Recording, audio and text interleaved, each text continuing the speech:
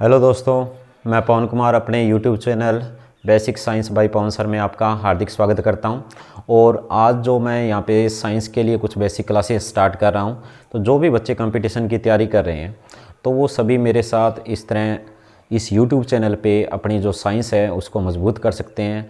और मैं यहाँ तक कि आपको इस चीज़ की गारंटी देता हूँ कि जितना भी मैटर जो मैं यहाँ पे पढ़ाऊँगा उससे बार आपको कोई भी कंपटीशन में नहीं मिलेगा। तो मैं अपनी जो स्टार्टिंग है वो यहाँ पे कर रहा हूँ केमिस्ट्री से, यानी रसायन विज्ञान से, जो कि अपने को साइंस की एक ब्रांच दी है। तो उसमें हम स्टार्टिंग से पढ़ेंगे कि कहाँ से केमिस्ट्री स्टार्ट होती है और स्टार्टिंग से लेके एंड तक, जहाँ तक जितने भी जो कॉम्पिटिटिव एग्ज़ाम हैं जो आपके साइंस से रिलेटेड क्वेश्चन पूछे जाते हैं वो सभी आपको इन सभी क्लासों में साफ मिलेंगे। तो हम यहाँ पे बाईलैंग्वेज स्टडी करेंगे, इंग्लिश और हिंदी मीडियम में। ठीक है, तो आपको कैसा लगा जो भी लेक्चर है, और जहाँ भी आपको कोई टॉपिक समझना हो तो वो मेरे को आप कमेंट के अंदर ज़रूर बताएं। तो आज जो हम स्टडी कर रहे हैं वो स्टार्ट करेंगे केमिस्ट्री। केमिस्ट्री मीन्स यानी हम यहाँ पे पढ़ेंगे रसायन विज्ञान। ठीक है, तो देखो रसायन विज्ञान के अंदर, या हम बोलें कि केमिस्ट्री होती क्या है, तो यहाँ पे इसने बताया कि केमिस्ट्री क्या है। केमिस्ट्री साइंस की एक ब्रांच है जो क्या है, किससे रिलेटेड है, जो कोई भी जो सब्सटेंस होगा उसका स्ट्रक्चर, उसकी कंपोजिशन या उसकी जो प्रॉपर्टी है उनकी जो स्टडी आती है वो केमिस्ट्री के अंदर आती है। या जो प्रॉपर्टी के अंदर जो भी चेंजेस आते हैं कोई भी एनवायरमेंटल कंडीशन के अंदर, वो भी हम क्या है केमिस्ट्री के अंदर ही स्टडी करते हैं।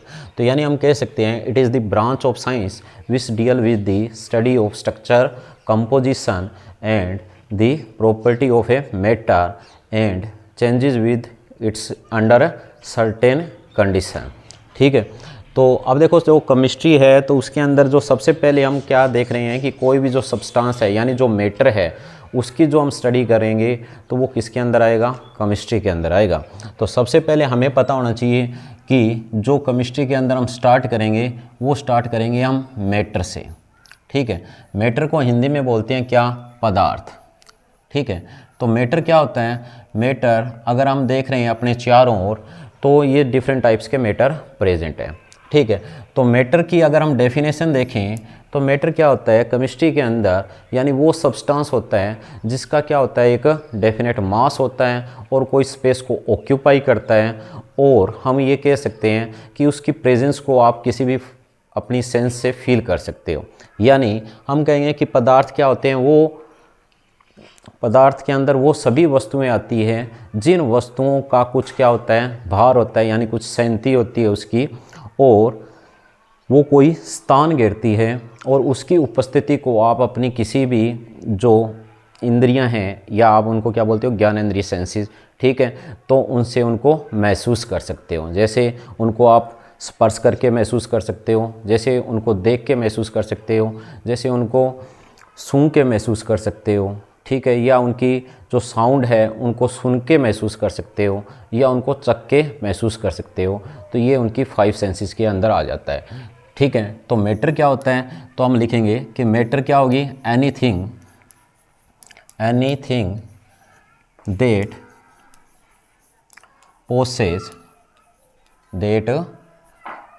possess mass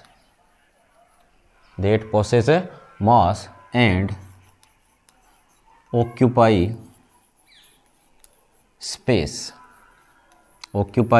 space and presence of which can be felt by any one or more senses। ठीक है, तो उसको हम क्या बोलेंगे, मैटर बोलेंगे। यानी मैटर क्या होते हैं, वह वस्तुएं या वह पदार्थ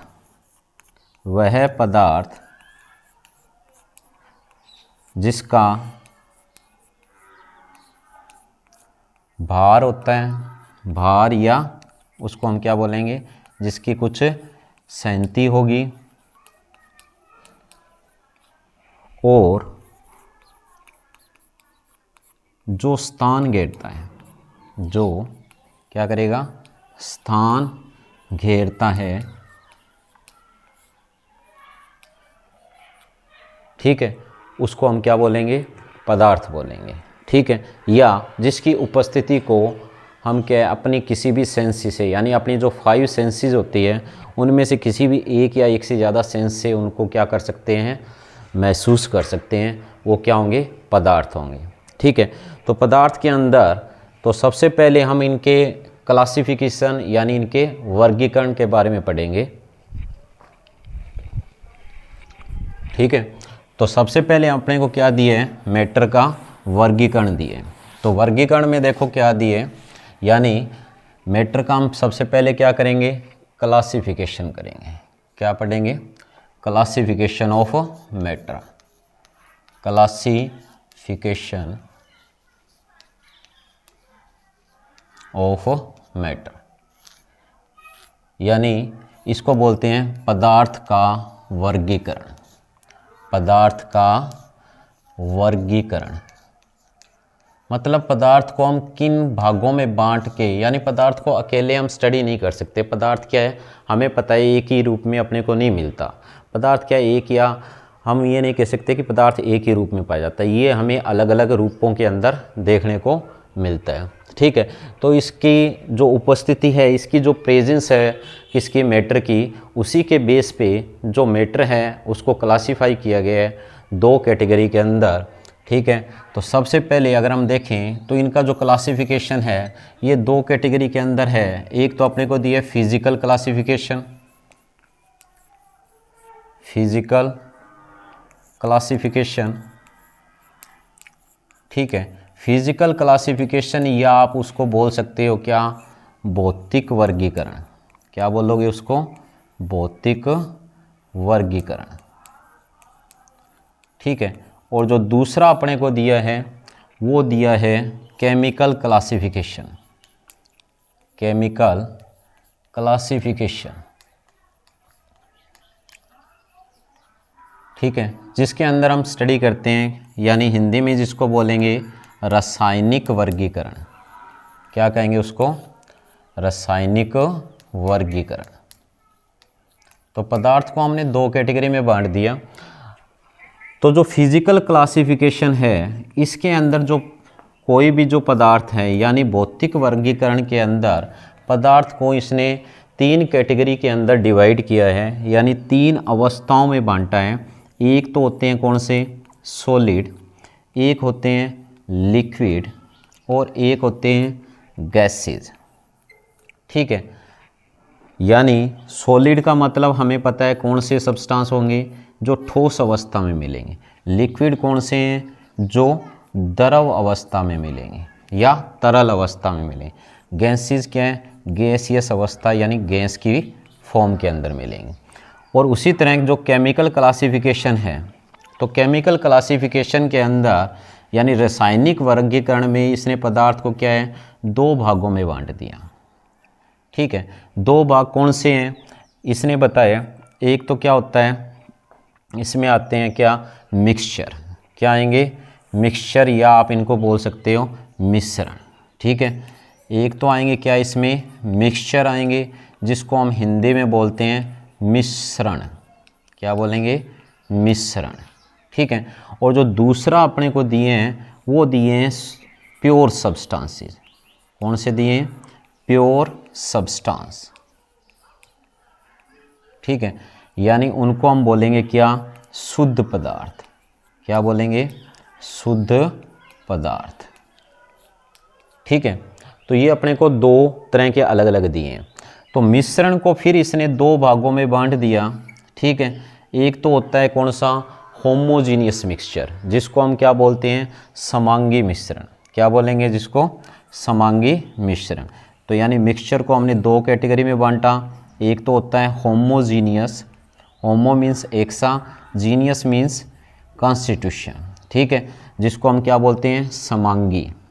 हिंदी में बोलते हैं समांगी, मतलब जिसकी बनावट एक सी है, ठीक है। और दूसरा जो अपने को दिया है वो क्या दिए, विषमांगी यानी हेट्रोजीनियस मिक्सचर, हेट्रोजीनियस, ठीक है, जिसको क्या बोलते हैं, विषमांगी मिश्रण बोलेंगे। क्या बोलेंगे?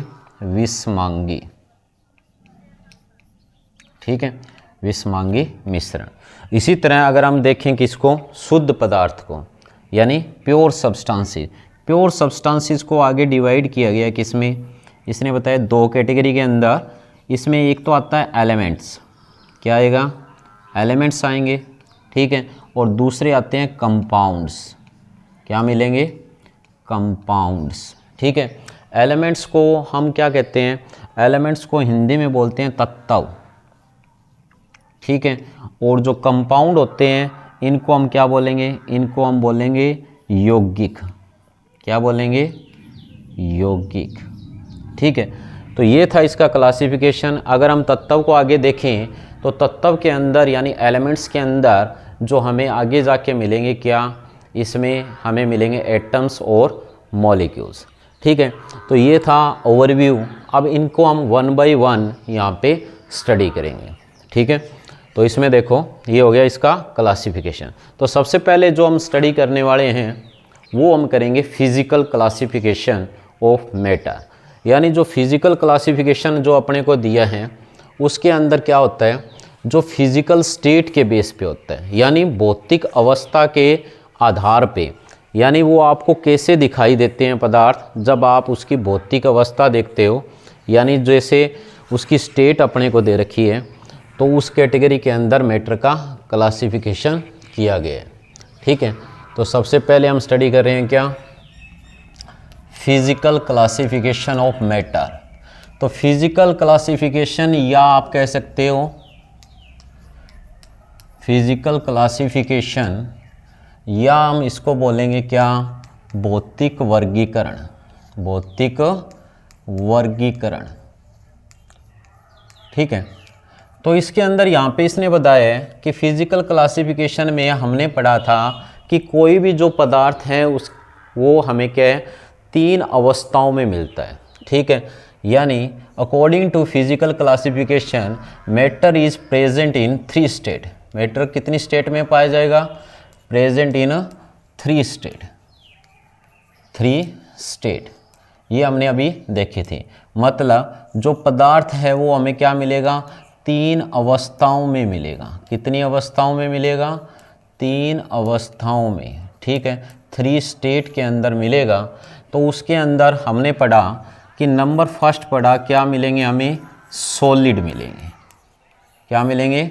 सॉलिड, जिसको हम क्या बोलते हैं, ठोस पदार्थ बोलते हैं। ठीक है, और नंबर जो सेकंड जो अपने को मिलेगा वो मिलेगा लिक्विड। नंबर सेकंड पे कौन से मिलेंगे?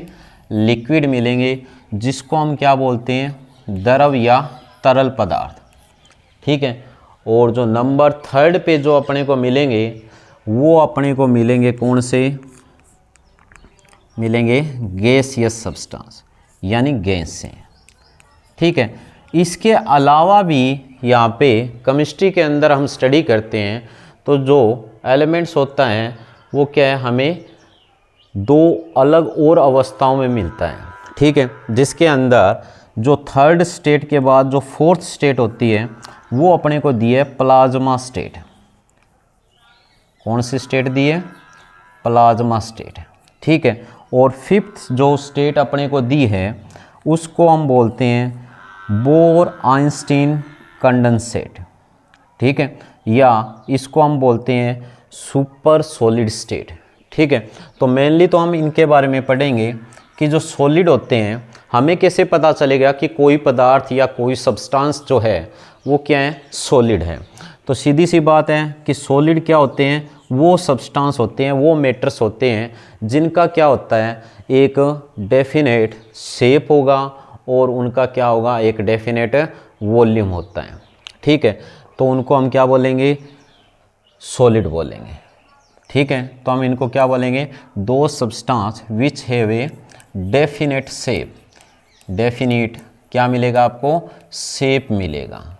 ठीक है, यानी हम उसको कह सकते हैं कि उनका क्या होगा, एक निश्चित आकार होगा।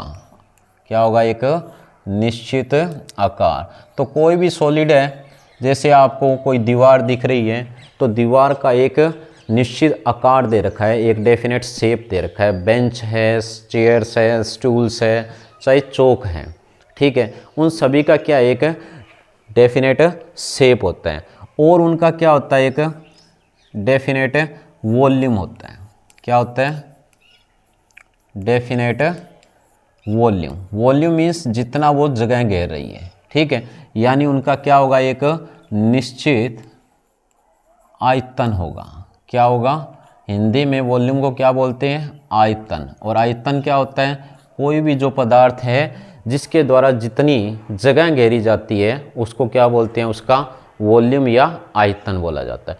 तो बस सॉलिड की यही बात है कि इनका एक क्या होता है, एक डेफिनेट शेप होता है और एक डेफिनेट वॉल्यूम होता है। तो उन सभी सब्सटेंसेस को हम क्या बोलेंगे? सॉलिड या ठोस पदार्थ बोलेंगे। जैसे आपको कह दिया कि ईंट रखनी है कहीं पे, तो आपके दिमाग में आ जाएगा कि इतनी जगह घेरेगी, और ईंट जो है हमें पता है उसका एक डेफिनेट शेप भी है, डेफिनेट मास भी है और डेफिनेट वॉल्यूम भी है, ठीक है।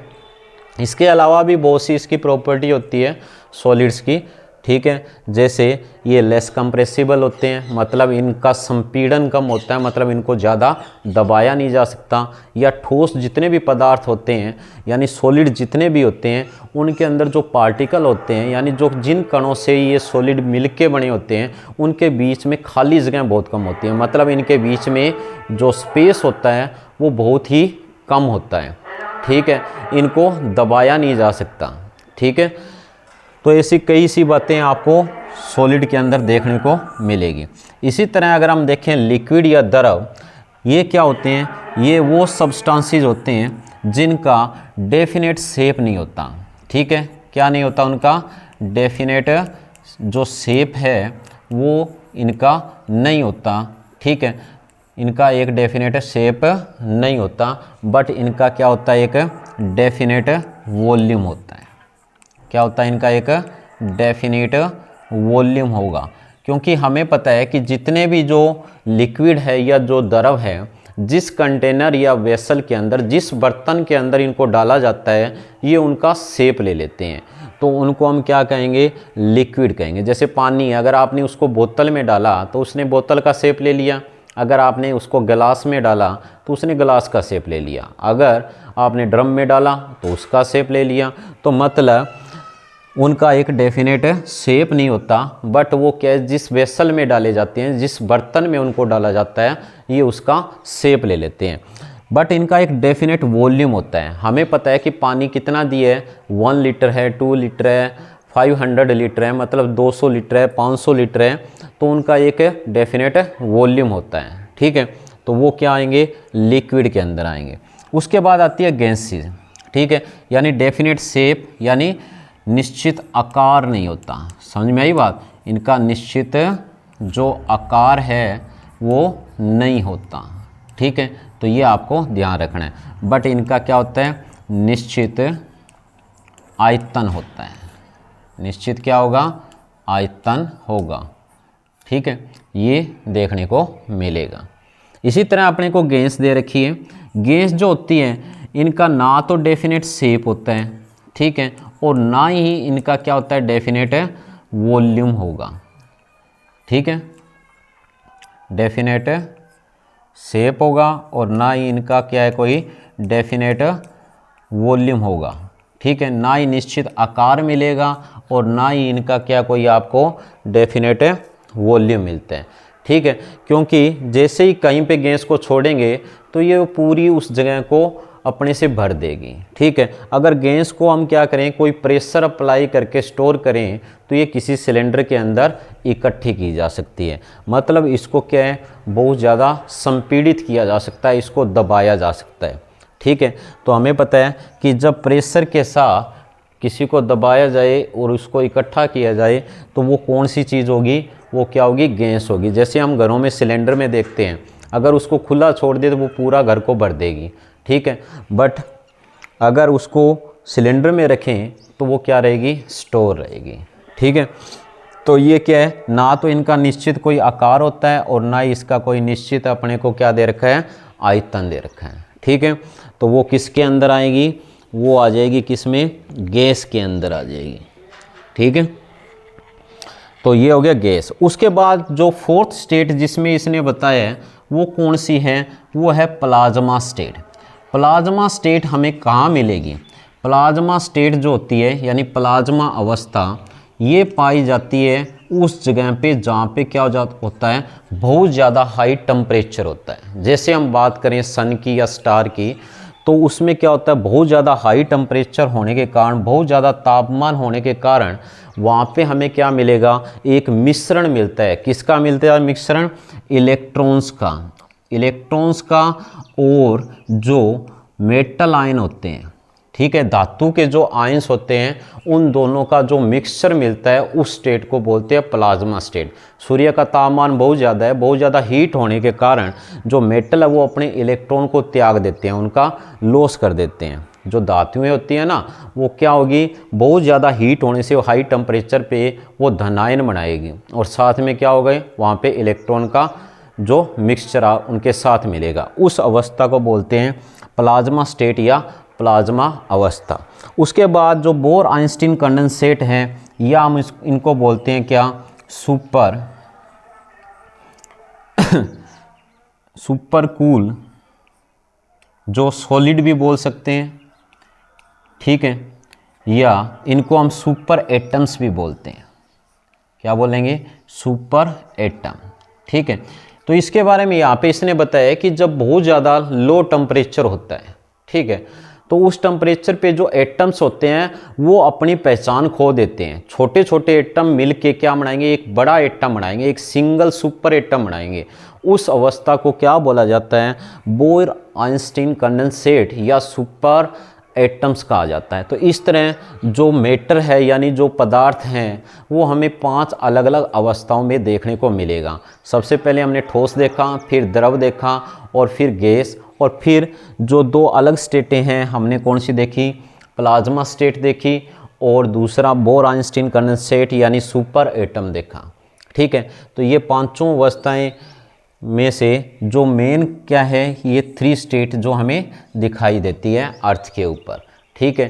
तो इन्हीं को ही ज़्यादातर पढ़ाया जाता है, ठीक है। कई बार पूछ ले तो इनको भी आपको ध्यान में रखना है, कहीं ऑप्शन में ये ना हो और इनमें से कोई दिया है तो ये भी क्या है, कोई मैटर की स्टेट होगी, ठीक है।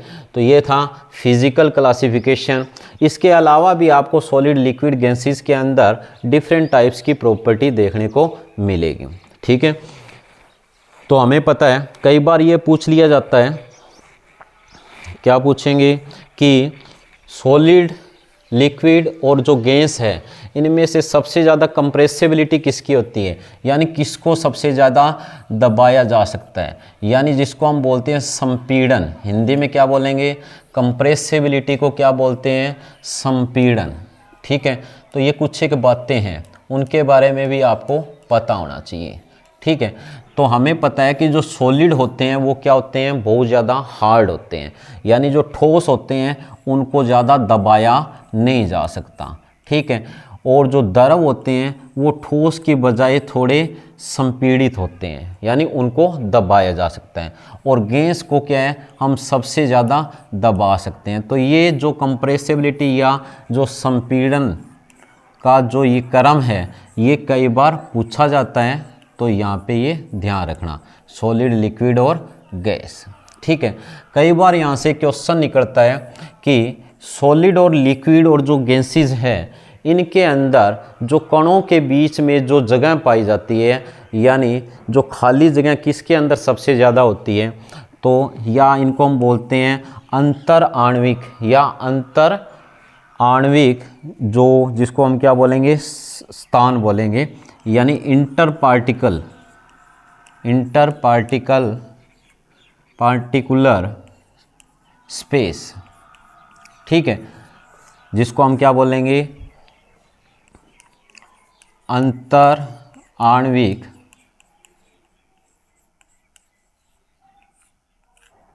स्थान, ठीक है। यानी इसका मतलब क्या है कि जो कणों के बीच में जो क्या मिलेगी, खाली जगह मिलती है, उसके बारे में बात की जाती है। तो अगर आप सॉलिड को देखोगे तो सॉलिड के अंदर जो पार्टिकल होते हैं ना, वो क्या होते हैं, एक दूसरे के बहुत ज़्यादा पास होते हैं। तो इन पार्टिकल्स के बीच में जो जगह होती है ना, वो बहुत ही कम होती है। बट अगर आप किसको देख रहे हो, लिक्विड को यानी तरल को देख रहे हो, तो इनमें पार्टिकल्स के बीच में सॉलिड की बजाय बहुत ज़्यादा जगह देखने को मिलेगी। अगर आप किसको देख रहे हो, गैसेस को देख रहे हो, तो इनके अंदर गैसेस के अंदर क्या होगी, जो लिक्विड होंगे उनकी कंपेयर में जो क्या होता है, उनकी तुलना के अंदर जो स्पेस होगा पार्टिकल्स के बीच में वो क्या होता है, बहुत ज़्यादा हाई मिलेगा। तो यानी पार्टिकल्स के बीच में अगर आपसे स्पेस पूछा जाए तो जो गैसेस जो होती है उनके बीच में जो स्पेस होता है वो क्या होता है, सबसे ज़्यादा हमें देखने को मिलेगा। ठीक है, तो ये हो गया क्या इनके स्पेस के बारे में अपने को दिया हुआ। ठीक है, और अगर आपसे पूछे जब तापमान बढ़ाते हैं, ठीक है, तो सॉलिड, लिक्विड और गैस अगर इनके अंदर हम देखेंगे तो सबसे ज़्यादा जो वॉल्यूम होता है वो किसका हाई अपने को मिलेगा। हाँ, अगर आपसे पूछे कि आयतन अगर किसका पूछे जाए तो सॉलिड यानी लिक्विड और गैस, ठीक है, ठोस, द्रव और तरल, इनमें अगर आयतन का पूछा जाए तो सबसे ज़्यादा आयतन किसका मिलेगा, सबसे ज़्यादा आयतन किसका होता है, गैस का होता है। उसके बाद में जो आयतन किसका आएगा, द्रव का, और उसके बाद में किसका आएगा, ठोस का। ठीक है, मतलब सबसे ज़्यादा जो स्थान घेरने वालों में आएगी वो कौन आएगी, गैसेस आएगी। उसके बाद लिक्विड मिलेंगे और उसके बाद हमें क्या मिलेंगे, सॉलिड मिलेंगे। ठीक है, यानी अगर आपसे पूछा जाए कि वॉल्यूम सबसे ज़्यादा किसका होता है, वॉल्यूम सबसे ज़्यादा किसका होगा, गैस का होगा, फिर द्रव का होगा और फिर जो ठोस का हमें मिलेगा। ठीक है, तो कई बार ये भी पूछ लिया जाता है, एक क्वेश्चन आता है कि गैस और वाष्प में अगर आपसे पूछा जाए गैस और वाष्प में क्या अंतर होता है, गैस और वाष्प। ठीक है, यानी वाष्प मीन्स यहाँ पे क्या दिए, वेपर दिए, यानी वेपर और जो गैस है ये दो अपने को देखने में एक सी चीज़ें दिख रही हैं पर दोनों में क्या है, थोड़ा अंतर होता है। गैस हम उन सब्सटेंस को बोलेंगे जो क्या है, कमरे के तापमान पे क्या है, गैसियस अवस्था में मिले, वो सब्सटेंस क्या होंगे, गैस होंगे। मतलब जो क्या हो, रूम टेम्परेचर पे क्या होंगे, are present as a gas, present as a gas. ठीक है, वो सब्सटेंस क्या होते हैं, गैस की कैटेगरी के अंदर आते हैं। ठीक है, तो ये ध्यान रखना है, जो सब्सटेंसेस क्या होंगे, substances that is at room temperature are present as a gas are known as gases. But जो सब्सटेंस क्या होंगे, लिक्विड होंगे। ठीक है, जो क्या होंगे, सब्सटेंसेस क्या होंगे, substances liquid at room temperature, जो रूम टेम्परेचर पे तो क्या हो, लिक्विड हो, बट उनको अगर आप हीट करो तो वो क्या होंगे, गैस में कन्वर्ट हो जाते हैं, तो उनको क्या बोलेंगे, वाष्प बोलेंगे। ठीक है, जैसे आपने देखा, यानी जो पदार्थ क्या है, कमरे के तापमान पे तो द्रव होते हैं। ठीक है, अगर आप उनको गर्म करोगे तो वो किस में बदल जाएंगे, भाप में बदल जाते हैं, वाष्प में बदल जाते हैं, तो उनको किस में लेंगे, वाष्प में। जैसे वाटर है, ठीक है, यानी वाटर यानी जल, पानी को जैसे ही हम क्या करते हैं, कमरे के तापमान पे छोड़ेंगे तो वो द्रव रहेगा, पर अगर उसको गर्म करेंगे तो वो किस में बदल जाएगा, भाप में बदल जाएगा। बट अगर यहाँ पे अगर हम देखें तो जैसे अपने को अमोनिया गैस दे रखी है, ठीक है, कौन सी गैस है, अमोनिया। ठीक है, चाहे उसको कमरे के तापमान पे रखो या सीधा देखो तो वो अपने को किस में मिलेगी, गैसियस अवस्था के अंदर मिलेगी। तो ठीक है बच्चों, आज के लिए इतना ही। ठीक है, आपको लेक्चर कैसा लगा ये कमेंट के अंदर ज़रूर बताएं। जिन बच्चों ने स्टार्टिंग से ये सारी साइंस करनी है, केमिस्ट्री करनी है, तो वो मेरे साथ जुड़े रहें। कल हम इसका केमिकल क्लासिफिकेशन पढ़ेंगे जो कि काफ़ी इम्पोर्टेंट है, जो केमिस्ट्री का बेस डिसाइड करेगा। ठीक है, और वहीं से अपनी केमिस्ट्री जो है वो पूरी अपना सही मार्ग ले लेगी। ठीक है, तो जुड़े रहें। बाकी ये शेयर करें ज़्यादा से ज़्यादा जो बच्चों को जो कंपटीशन की तैयारी कर रहे हैं, तो उनकी जो साइंस है वो मैं यहाँ पे 0 से करवाऊँगा और उनको पूरा परफेक्ट बनाने की कोशिश करूँगा। थैंक यू बच्चों, आज के लिए इतना ही।